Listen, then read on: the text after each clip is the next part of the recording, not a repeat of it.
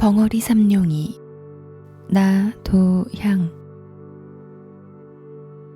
내가 10살이 들락말락한 때이니까 지금으로부터 14, 15년 전 일이다. 지금은 그곳을 청협정이라 부르지만 그때는 연화봉이라고 이름하였다. 즉 남대문에서 바로 내려다보면은 오정포가 놓여있는 산등성이가 있으니 그 산등성이 이쪽이 연화봉이요. 그 새에 있는 동네가 역시 연화봉이다.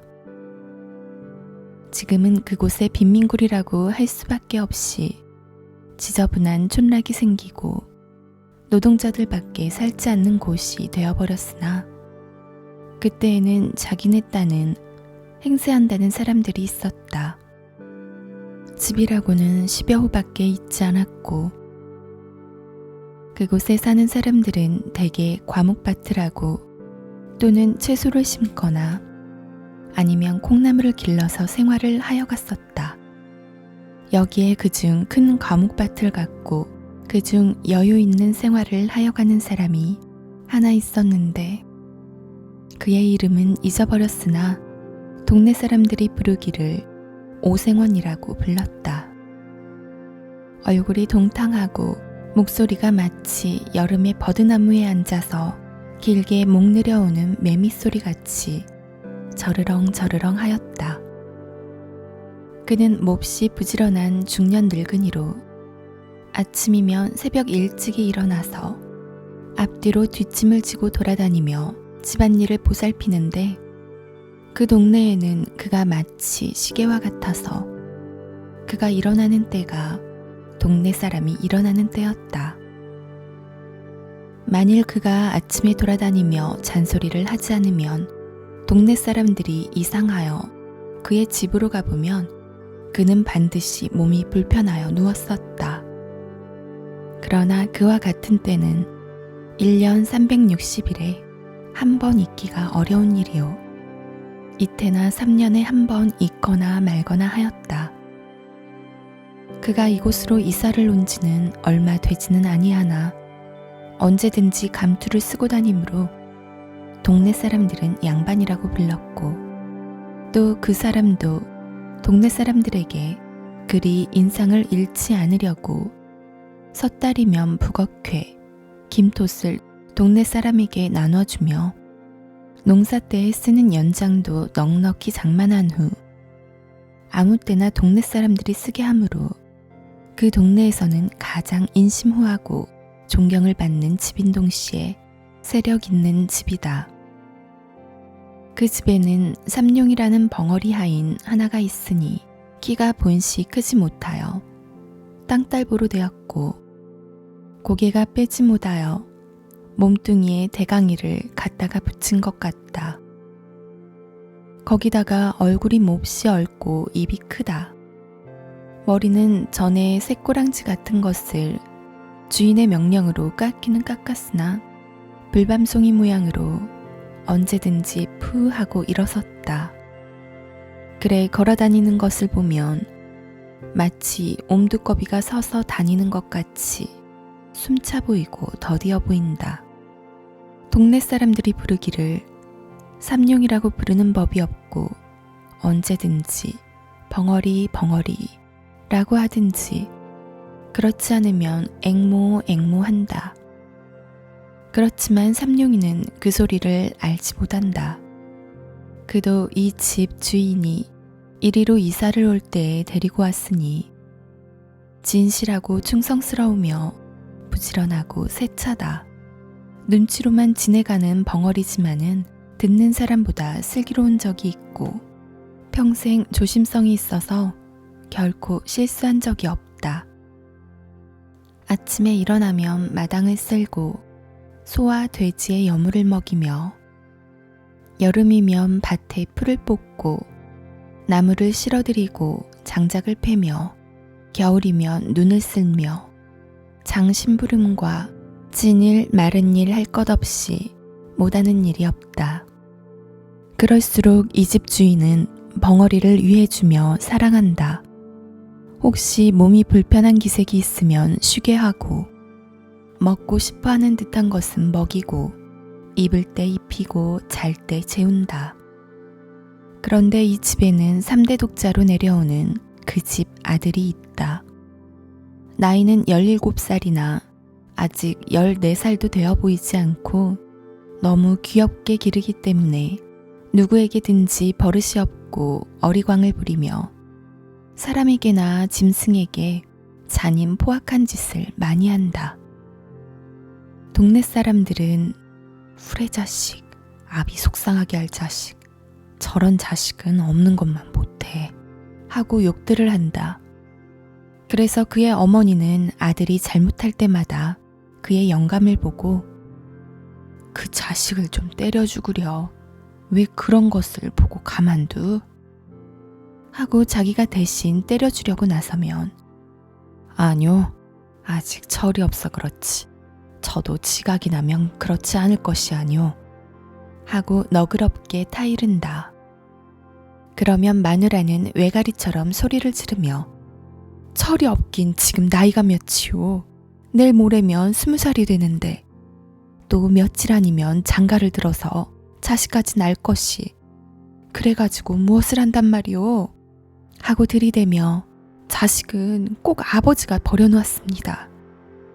자식 귀여운 것만 알았지 버릇 가르칠 줄은 모르니까. 이렇게 싸움만 시작하려 하면 영감은 아무 말도 하지 않고 바깥으로 나가버린다. 그 아들은 더구나 벙어리를 사람으로 알지도 않는다. 말 못하는 벙어리라고 오고 가며 주먹으로 허구리를 지르기도 하고 발길로 엉덩이도 찬다. 그러면 그 벙어리는 어린 것이 철없이 그러는 것이 도리어 귀엽기도 하고 또는 그 힘없는 팔과 힘없는 다리로 자기의 무쇠 같은 몸을 건드리는 것이 우습기도 하고 앙증하기도 하여 돌아서서 방글에 웃으면서 툭툭 털고 다른 곳으로 몸을 피해버린다. 어떤 때는 낮잠 자는 벙어리 입에다가 똥을 먹인 때도 있었다. 또 어떤 때는 자는 벙어리 두 팔, 두 다리를 살며시 동여매고 손가락과 발가락 사이에 화승불을 붙여놓아 질겁을 하고 일어나다가 발버둥질을 하고 죽으려는 사람처럼 괴로워하는 것을 보고 기뻐하였다. 이러할 때마다 벙어리의 가슴에는 비분한 마음이 꽉 들어찼다. 그러나 그는 주인의 아들을 원망하는 것보다도 자기가 병신인 것을 원망하였으며 주인의 아들을 저주한다는 것보다 이 세상을 저주하였다. 그러나 그는 결코 눈물을 흘리지 않았다.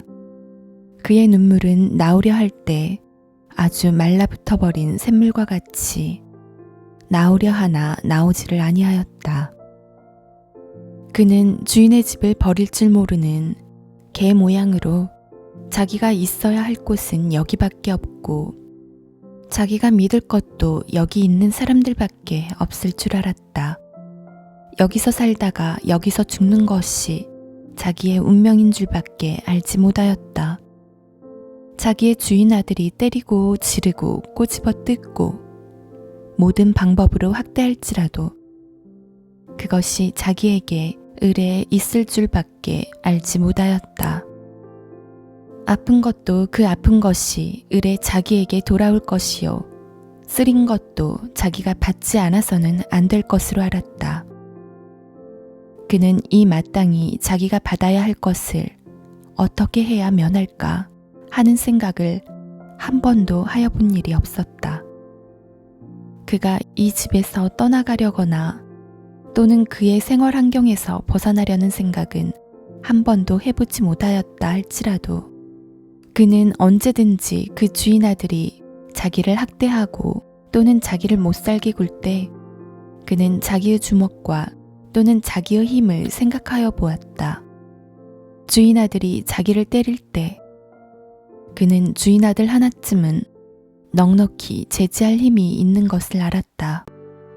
어떠한 때는 아픔과 쓰림이 자기의 몸으로 스며들 때면 그의 주먹은 떨리면서 어린 주인의 몸을 치려 하다가는 그것을 무서운 고통과 함께 꽉 참았다. 그는 속으로 아니다. 그는 나의 주인의 아들이다. 그는 나의 어린 주인이다. 하고 꾹 참았다. 그리고는 그것을 얼핏 잊어버렸다.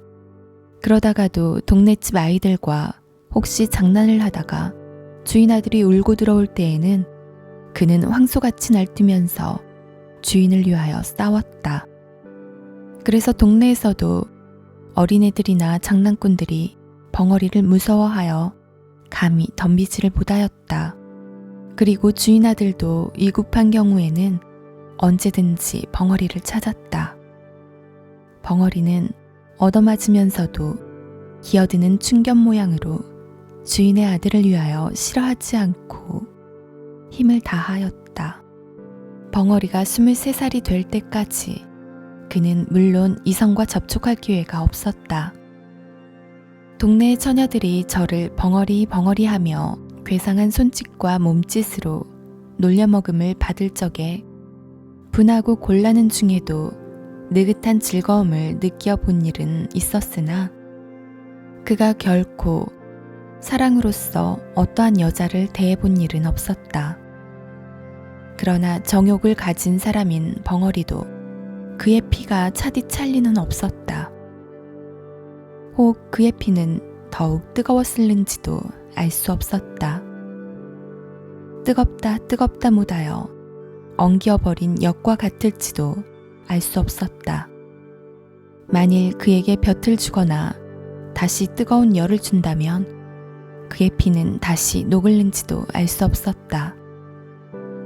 그가 깜빡깜빡하는 기름 등잔 아래에서 밤이 깊도록 집신을 삼을 때면 남모르는 한숨을 안 쉬는 것도 아니지만은 그는 그것을 곧 억제할 수 있을 만큼 정욕에 대하여 벌써부터 단념을 하고 있었다. 마치 언제 폭발이 될는지 알지 못하는 휴화산 모양으로 그의 가슴 속에는 충분한 정열을 깊이 감추어 놓았으나 그것이 아직 폭발될 시기가 이르지 못한 것이었다. 비록 폭발이 되려고 무섭게 격동함을 벙어리 자신도 느끼지 않는 바는 아니지만은 그는 그것을 폭발시킬 조건을 얻기 어려웠으며 또는 자기가 여태까지 능동적으로 그것을 나타낼 수가 없을 만큼 외계의 압축을 받았으며 그것으로 인한 이지가 너무 그에게 자제력을 강대하게 하여 주는 동시에 또한 너무 그것을 단념만 하게 하여 주었다. 속으로 나는 벙어리다. 자기가 생각할 때 그는 몹시 원통함을 느끼는 동시에 나는 말하는 사람들과 똑같은 자유와 똑같은 권리가 없는 줄 알았다.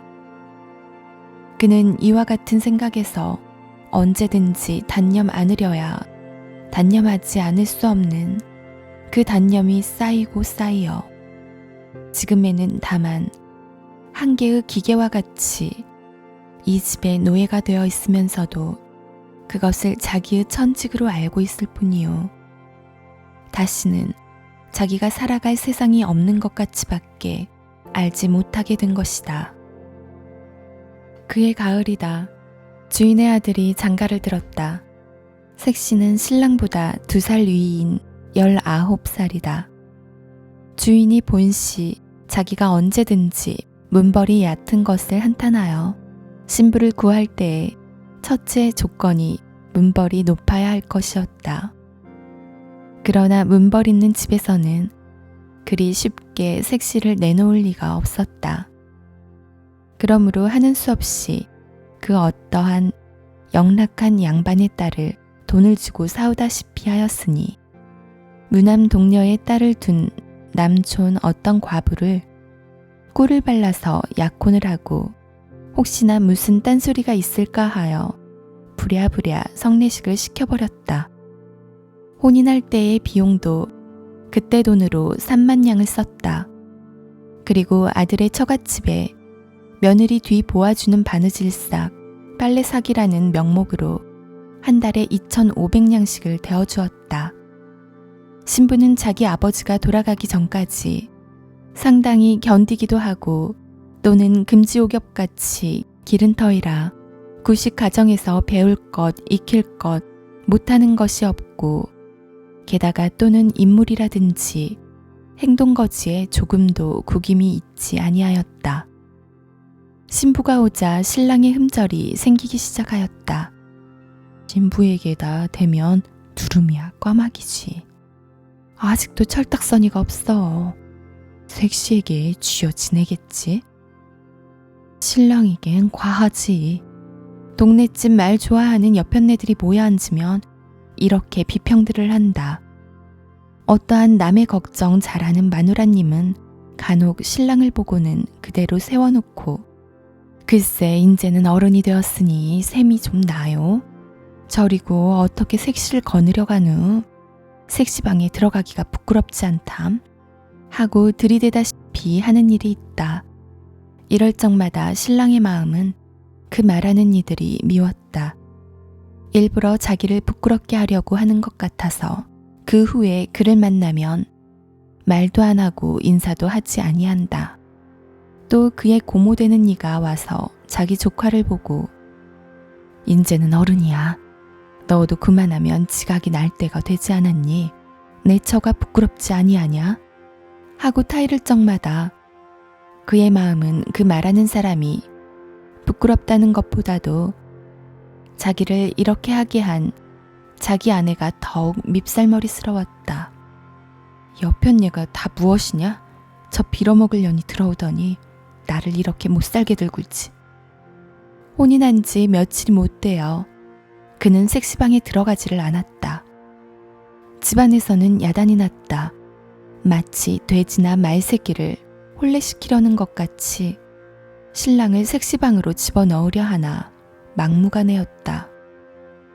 그럴 때마다 신랑은 손에 닥치는 대로 집어 때려서 자기의 외사촌 누이의 이마를 뚫어서 피까지 나게 한 일이 있었다. 집안 식구들이 하는 수가 없어 맨 나중에는 아버지에게 빌었다. 그러나 그것도 소용이 없을 뿐더러 풍파를 더 일으키게 하였다. 아버지께 꾸중을 듣고 들어와서는 다짜고짜로 신부의 머리채를 쥐어잡아 마루 한복판에 태지를 쳤다. 그리고는 이년 내 집으로 가거라. 보기 싫다. 내 눈앞에는 보이지도 마라 하였다. 밥상을 가져오면 그 밥상이 마당 한복판에서 제주를 넘고 옷을 가져오면 그 옷이 쓰레기통으로 나간다. 이리하여 색시는 시집 오던 날부터 팔자 한탄을 하고서 날마다 밤마다 우는 사람이 되었다. 울면 요사스럽다고 때린다. 또 말이 없으면 빙충 맞다고 친다. 이리하여 그 집에는 평화스러운 날이 하루도 없었다. 이것을 날마다 보는 사람 가운데 알 수 없는 의혹을 품게 된 사람이 하나 있으니 그는 곧 벙어리 삼룡이었다. 그렇게 예쁘고 유순하고 그렇게 얌전한 벙어리의 눈으로 보아서는 감히 손도 대지 못할 만큼 선녀 같은 색시를 때리는 것은 자기의 생각으로는 도저히 풀 수 없는 의심이었다. 보기에도 황홀하고 건드리기도 황홀할 만큼 숭고한 여자를 그렇게 하대한다는 것은 너무나 세상에 잊지 못할 일이다. 자기는 주인 세서방에게 개나 돼지같이 얻어맞는 것이 마땅한 이상으로 마땅하지만은 선녀와 짐승의 차가 있는 색시와 자기가 똑같이 얻어맞는 것은 너무 무서운 일이다. 어린 주인이 천벌이나 받지 않을까 두렵기까지 하였다. 어떠한 달밤 사면은 고요 적막하고 별들은 드문드문 눈들만 깜빡이며 반달이 공중에 뚜렷이 달려있어 수은으로 세상을 깨끗하게 닦아낸 듯이 청명한데 삼룡이는 검둥개 등을 쓰다듬으며 바깥 마당 멍석 위에 비스릇이 드러누워 하늘을 쳐다보며 생각하여 보았다. 주인 색시를 생각하면 공중에 있는 달보다도 더 곱고 별들보다도 더 깨끗하였다. 주인 색시를 생각하면 달이 보이고 별이 보이었다. 삼라만상을 씻어내는 은빛보다도 더 흰 달이나 별의 광채보다도 그의 마음이 아름답고 부드러운 듯 하였다. 마치 달이나 별이 땅에 떨어져 주인 세아씨가 된 것도 같고 주인 세아씨가 하늘에 올라가면 달이 되고 별이 될 것 같았다. 더구나 자기를 어린 주인이 때리고 꼬집을 때 감히 입 벌려 말은 하지 못하나 측은하고 불쌍히 여기는 정이 그 두 눈에 나타나는 것을 다시 생각할 때 그는 부들부들한 개 등을 어루만지면서 감격을 느꼈다. 개는 꼬리를 치며 자기를 귀여워하는 줄 알고 벙어리의 손을 핥았다. 삼룡이의 마음은 주인 아씨를 동정하는 마음으로 가득 찼다. 또는 그를 위하여서는 자기의 목숨이라도 아끼지 않겠다는 의분에 넘치었다. 그것은 마치 살구를 보면 입속에 침이 도는 것 같이 본능적으로 느껴지는 감정이었다. 새댁이 온 뒤에 다른 사람들은 자유로운 안 출입을 금하였으나 벙어리는 마치 개가 마음대로 안에 출입할 수 있는 것 같이 아무 의심 없이 출입할 수가 있었다.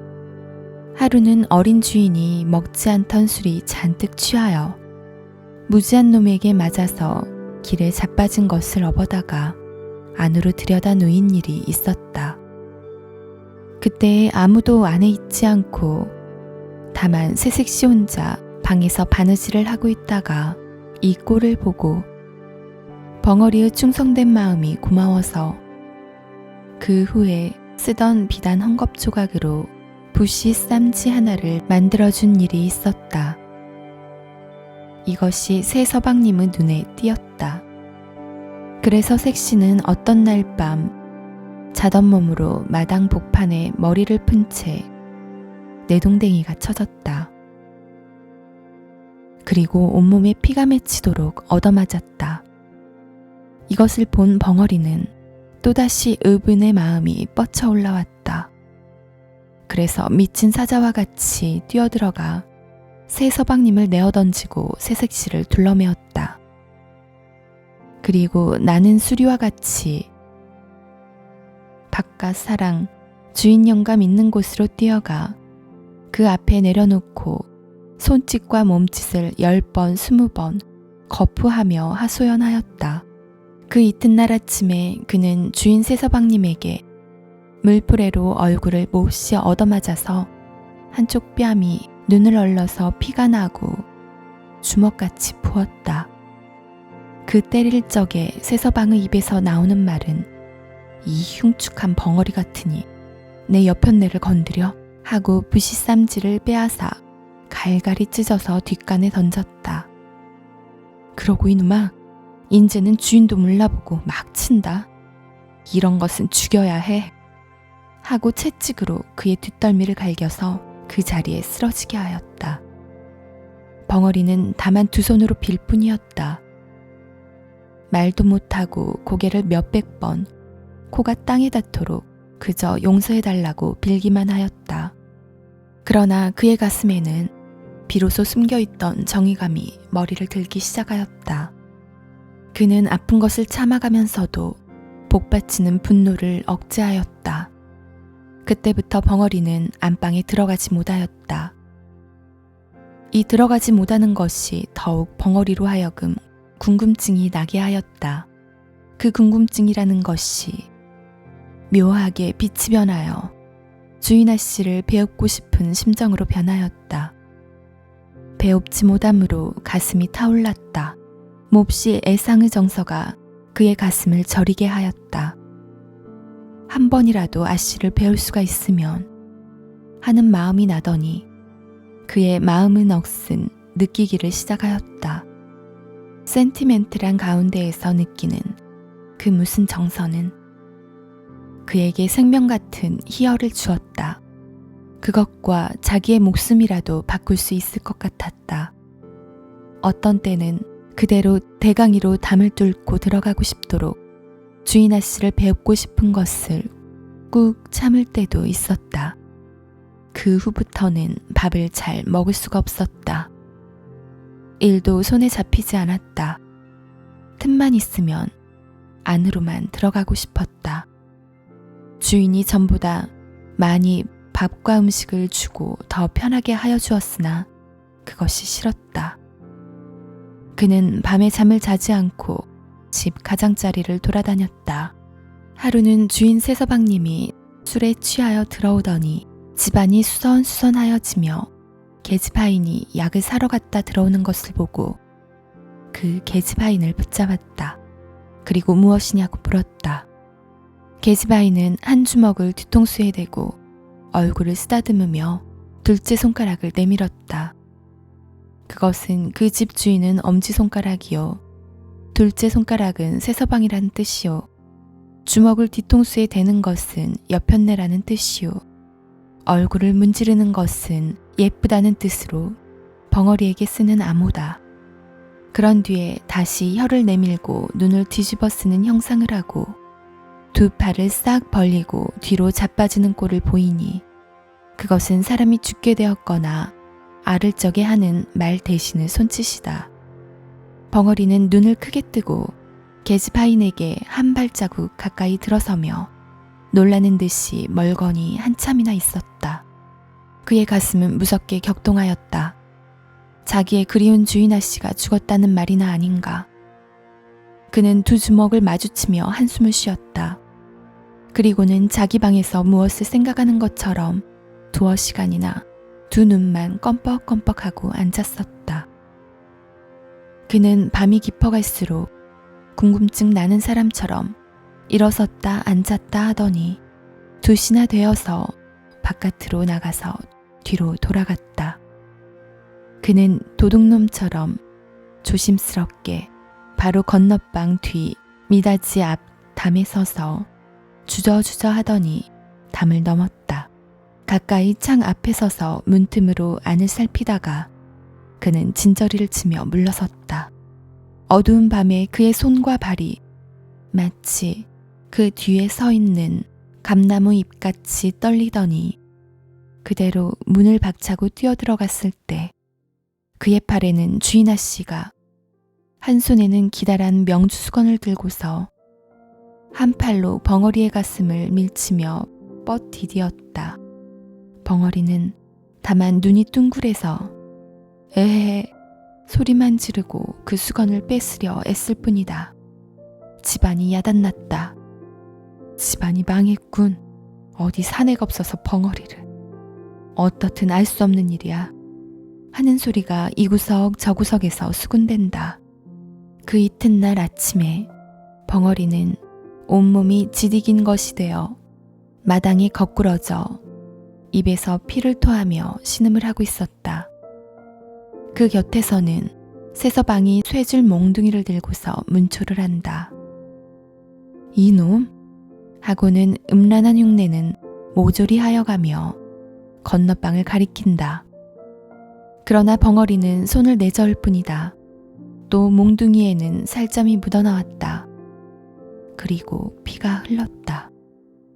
벙어리는 타들어가는 목으로 소리도 못 내며 고개만 내젓는다. 그는 피를 토하며 거꾸러지며 이마를 땅에 비비며 고개를 내흔든다. 땅에는 피가 스며든다. 세서방은 채찍 끝에 남뭉치를 달아서 가슴을 훔쳐 갈겼다가 힘껏 잡아 뽑았다. 벙어리는 그대로 거꾸러지며 말이 없었다. 세서방은 그래도 시원치 못하였다. 그는 어제 벙어리가 새로 갈아놓은 낫을 들고 달려왔다. 그는 그 시퍼렇게 날선 낫을 벌쩍 들었다. 그래서 벙어리를 찌르려 할 때 벙어리는 한 팔로 그것을 받았고 집안 사람들은 달려들었다. 벙어리는 낫을 뿌리쳐 저리로 내던졌다. 주인은 집안이 망하였다고 사랑에 누워서 모든 일을 들은 채 만 채 문을 닫고 나오지를 아니하며 집안에서는 색시를 쫓는다고 야단이다. 그날 저녁에 벙어리는 다시 끌려 나왔다. 그때에는 주인 세서방이 그의 입던 옷과 신짝을 주며 눈을 부릅뜨고 손을 멀리 가리키며 가, 인제는 우리 집에 있지 못한다 하였다. 이 소리를 듣는 벙어리는 기가 막혔다. 그에게는 이 집 외에 다른 집이 없다. 살 곳이 없었다. 자기는 언제든지 이 집에서 살고 이 집에서 죽을 줄밖에 몰랐다. 그는 세서방님의 다리를 껴안고 애걸하였다. 말도 못하는 것을 몸짓과 표정으로 간곡한 뜻을 표하였다. 그러나 세서방님은 발길로 지르고 사람을 불렀다. 이놈을 좀 내쫓아라. 벙어리가 죽은 개 모양으로 끌려나갔다.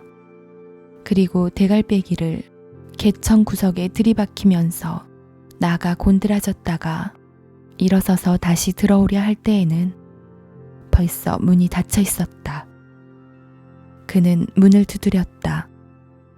그의 마음으로는 주인 영감을 찾았으나 부를 수가 없었다. 그가 날마다 열고 날마다 닫던 문이 자기가 지금은 열려 하나 자기를 내어 쫓고 열리지를 않는다. 자기가 건사하고 자기가 거두던 모든 것이 오늘에는 자기의 말을 듣지 않는다. 어려서부터 지금까지 모든 정성과 힘과 뜻을 다하여 충성스럽게 일한 값이 오늘에는 이것이다. 그는 비로소 믿고 바라던 모든 것이 자기의 원수란 것을 알았다. 그는 모든 것을 없애버리고 자기도 또한 없어지는 것이 나은 것을 알았다. 그날 저녁 밤은 깊었는데 멀리서 닭이 우는 소리와 함께 개 짖는 소리만이 들린다. 난데없는 화염이 벙어리 있던 오생원 집을 에워쌌다. 그 불을 미리 놓으려고 준비하여 놓았는지 집 가장자리 쭉 돌아가며 흩어놓은 풀에 모조리 돌라붙어 공중에서 내려다보면 집의 윤곽이 선명하게 보일 듯이 타오른다. 불은 마치 피 묻은 살을 맛있게 잘라먹는 요마의 혓바닥처럼 날름날름 집 한 채를 삽시간에 먹어버렸다. 이와 같은 화염 속으로 뛰어들어가는 사람이 하나 있으니 그는 다른 사람이 아니라 낮에 이 집을 쫓겨난 삼룡이다. 그는 먼저 사랑에 가서 문을 깨뜨리고 주인을 넘어다가 박 가운데 놓고 다시 들어가려 할제 그의 얼굴과 등과 다리가 불에 대어 쭈그러져 드는 것을 알지 못하였다. 그는 건너방으로 뛰어들었다. 그러나 색시는 없었다. 다시 안방으로 뛰어들었다. 그러나 또 없고 세서방이 그의 팔에 매달리어 구원하기를 애원하였다. 그러나 그는 그것을 뿌리쳤다. 다시 석가래의 불이 시뻘겋게 타면서 그의 머리에 떨어졌다. 그러나 그는 그것을 몰랐다. 부엌으로 가보았다. 거기서 나오다가 문설주가 떨어지며 왼팔이 부러졌다. 그러나 그것도 몰랐다. 그는 다시 광으로 가보았다. 거기에도 없었다. 그는 다시 건너방으로 들어갔다.